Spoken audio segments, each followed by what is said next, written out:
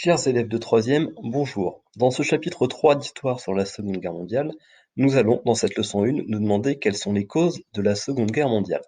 Alors bien sûr, comme pour tout événement historique, il y a plusieurs causes.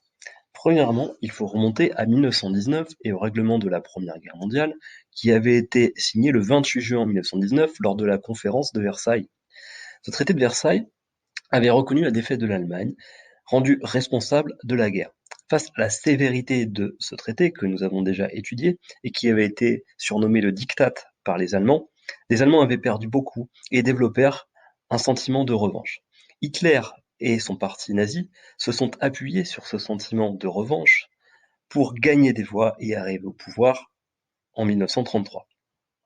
Deuxièmement, la crise économique qui avait touché le monde, qui avait débuté donc par le krach de Wall Street en octobre 1929 et qui s'était développé un peu partout dans le monde à partir des années 1930, cette crise économique avait fragilisé les grands pays d'Europe.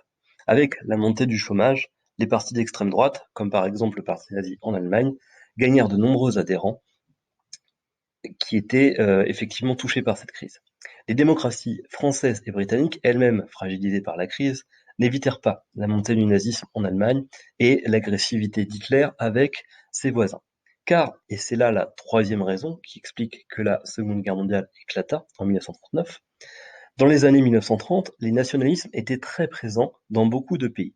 Pour rappel, le nationalisme est un courant d'idées qui place la nation, c'est-à-dire le peuple d'un pays, au-dessus de tout autre peuple ou de tout autre pays. Ainsi, en Asie, le Japon était un régime nationaliste et autoritaire, et le Japon donc avait envahi l'est de la Chine en 1937. En Europe, Hitler évidemment était au pouvoir en 1933 et il fit une alliance avec le Japon qui était dirigée par un empereur qui s'appelait Hirohito. Hitler fit aussi une alliance avec un autre pays où il y avait un régime nationaliste, c'est l'Italie de Mussolini.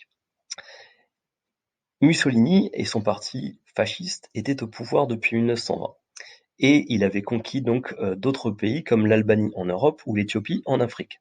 Cette alliance entre le Japon, l'Allemagne et l'Italie fut surnommée l'Axe.